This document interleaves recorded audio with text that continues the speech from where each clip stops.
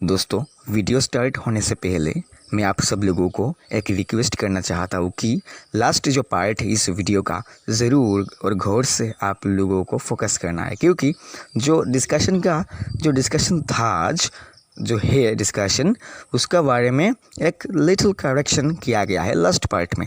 तो सिर्फ उस करेक्शन के लिए आप लोगों को ज़रूर सुनना पड़ेगा last part. Thank you, stay tuned.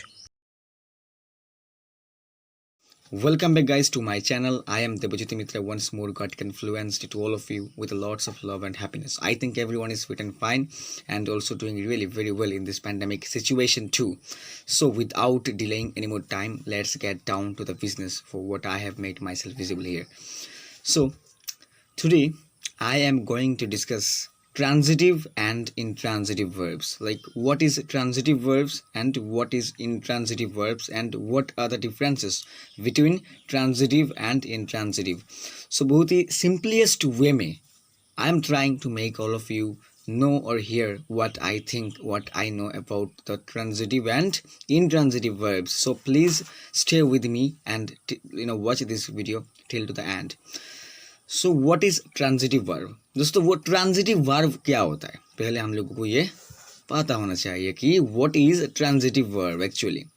So definitions, like if I try to make all of you hear about the definitions of transitive verb, then it will be like a verb. Like transitive verb is a verb which requires an object to receive an action and to make a sentence complete. Like transitive verb वो एक ऐसा verb है, ऐसा क्रिया है जिसकी an object, sentence में object का बहुत ज़्यादा ज़रूरत है.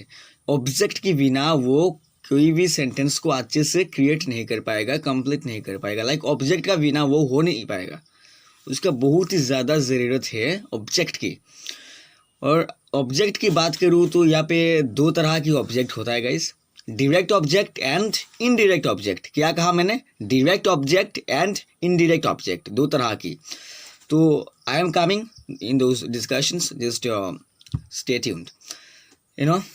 example, I am just trying to give an example of a transitive verb in a sentence. Like one sentence like I play cricket. Are you getting me? What I said? I play cricket. इसमें इस sentence में I subject है, play verb है and cricket क्या है दोस्तों? Object है. उसको क्या कहते हैं? Direct object. क्योंकि डायरेक्ट ऑब्जेक्ट किसी भी सेंटेंस में क्या, लाइक क्या किसका, उसका आंसर देता है. कौन? Direct object. Like I play, like मैं खेलता हूँ. क्या खेलता हूँ? क्रिकेट खेलता हूँ. यस, सो क्रिकेट है भाई डायरेक्ट ऑब्जेक्ट. क्रिकेट क्या है यहाँ पे? Direct object. क्रिकेट ने आंसर दे दिया किसका? लाइक क्या. ओके, क्या खेलता हूँ मैं? I play, it's really very okay, it's all right. But what I play cricket. And another example I'm trying to give you where you can find indirect object also. Like I play cricket in the field.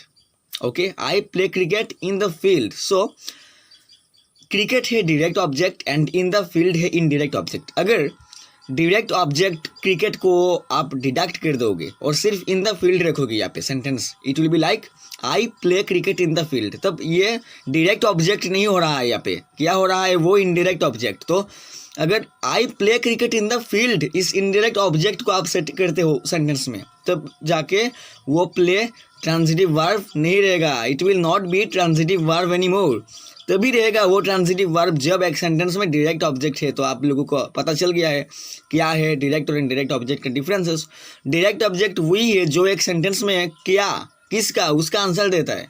Okay, so go ahead to the next destination. तो transitive verb वो एक ऐसा verb है, आप लोगों को पता चल गया है, जो लाइक एक्शन को कंप्लीट करने के लिए, एक्शन को रिसीव करने के लिए, सेंटेंस को कंप्लीट करने के लिए डायरेक्ट ऑब्जेक्ट उसको चाहिए, बस चाहिए.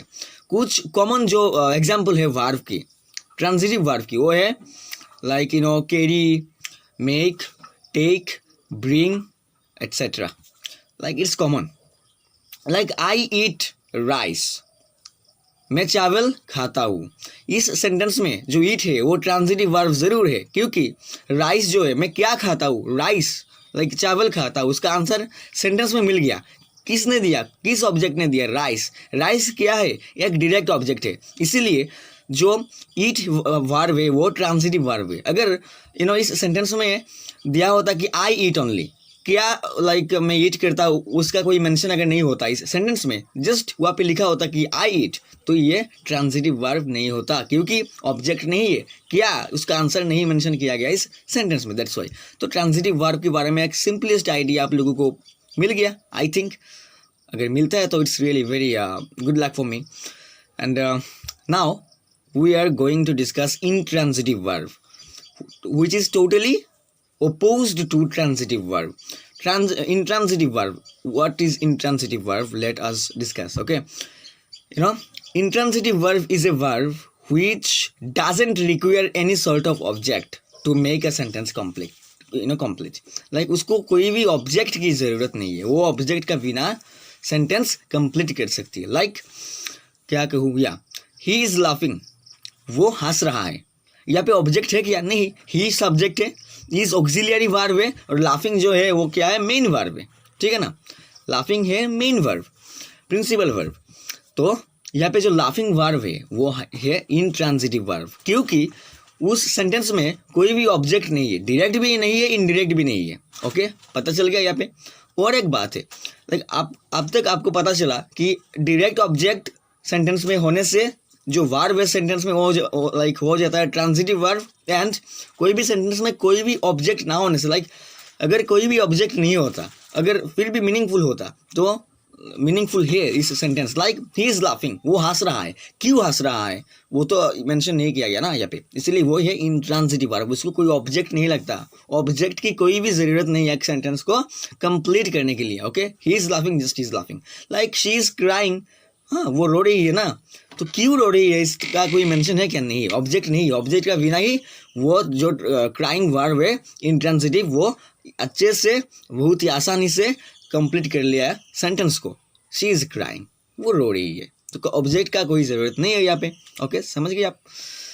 तो कुछ कॉमन सी वर्ब होता है जो इंट्रांजिटिव वर्ब के नाम पे जाने जाते हैं, वो है cry, love, give, sit, like please have a seat, okay, or please sit, not have a seat actually, please sit। तो please sit, इनमें से आप ऑब्जेक्ट नहीं ढूंढ पाओगे, वो एक सेंटेंस है, समझ लो। प्लीज सिट, आप बैठिए, यानी ग्रे करके, कृपया करके बैठिए, प्लीज सिट, वहाँ पे सीट है बट कोई भी ऑब्जेक्ट नहीं है, फिर भी सेंटेंस कंप्लीट हो गया, पूरी सेंस है उसमें, ठीक है ना। तो क्या हुआ दोस्तों, प्लीज सीट, उसमें कोई भी ऑब्जेक्ट ना होने की बावजूद भी वो सेंटेंस कंप्लीट हो गया, और जो वर्ब सीट वो है इंट्रांजिटिव वर्ब। तो like seat, cry, love, live, वो है कुछ कॉमन इंट्रांजिटिव वर्ब। और आप एक इंटरेस्टिंग एक फैक्ट है which like I am going to tell all of you, that कुछ ऐसा वर्ब है जो एक साथ ट्रांजिटिव भी है, इंट्रांजिटिव भी है। एक सेंटेंस का जो सेंस होता है, ऑब्जेक्ट होता है, उसका अनुसार उसको आप ट्रांजिटिव कह सकते हो, इंट्रांजिटिव कह सकते हो, पर कंडीशन अप्लाई, कुछ कंडीशंस होगा, इसलिए लाइक एक सेंटेंस से हाँ, राम स्पीक्स वेरी लाउडली, यहाँ पे जो स्पीक्स है समझ अच्छे से समझिए ना, राम स्पीक्स वेरी लाउडली, इस सेंटेंस में जो वर्ब है स्पीक्स, वो है एक इंट्रांजिटिव वर्ब। अब क्वेश्चन है भाई क्यों? क्योंकि वो जो वेरी लाउडली है ना, वो कोई ऑब्जेक्ट नहीं है, वो एक एडवर्ब है, वहाँ पे कोई भी ऑब्जेक्ट नहीं है, ऑब्जेक्ट का इस्तेमाल नहीं किया गया उस सेंटेंस में। राम स्पीक्स वेरी लाउडली, सो कोई ऑब्जेक्ट नहीं है, पर फिर भी वो आसानी से सेंटेंस कंप्लीट हुआ, उसमें पूरी तरह की सेंस से समझ पा रहे हैं आप लोग क्या कहना चाहता है वो एक आदमी उस लाइन से। ओके, एक इंसान, तो राम जोर से बात करता है, सिंपल सा। क्या बात करता है वो तो यहाँ पे मेंशन नहीं किया, क्या बात करता है, किसके बारे में बात करता है, वो कोई है नहीं, इसीलिए वो है इंट्रांजिटिव वर्ब। और एक ही लाइन पे अगर मैं यूज़ कर दूँ लाउडली का रिप्लेस में कि Ram speaks the truth, then वो स्पीक्स वर्ब हो जाएगा क्या? ट्रांजिटिव, क्योंकि ऑब्जेक्ट है यहाँ पे द ट्रूथ। लाइक राम कहता है, क्या कहता है, जो सही है वो कहता है, क्या कहता है? ट्रूथ कहता है, जो सही है वो कहता है। तो क्या कहता है उसका जवाब मिल गया दोस्तों, that means this is direct object. Are you getting me? Did you get that? या सो इसीलिए वो हो जाएगा ट्रांजिटिव वर्ब। तो लगता है मुझे कि ये अभी तक जो भी मैंने कहा आप लोगों के सामने, आप लोगों को थोड़ा बहुत पता चल गया जो बेसिक कंसेप्शन है।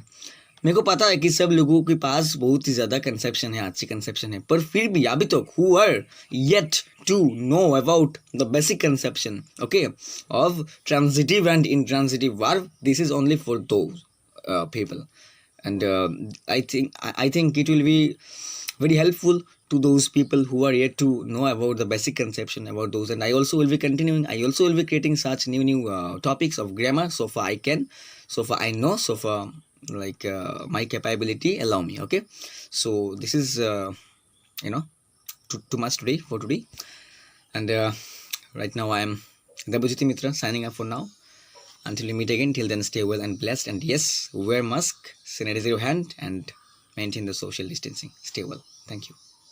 तो दोस्तों मैं क्षमा चाहता हूँ आप सब लोगों से, क्योंकि जो एग्जाम्पल मैंने दिया था मेरा वीडियो में कि I play cricket in the field, वो एक इनडायरेक्ट ऑब्जेक्ट है, वो ठीक है, ओके, दिस इज राइट।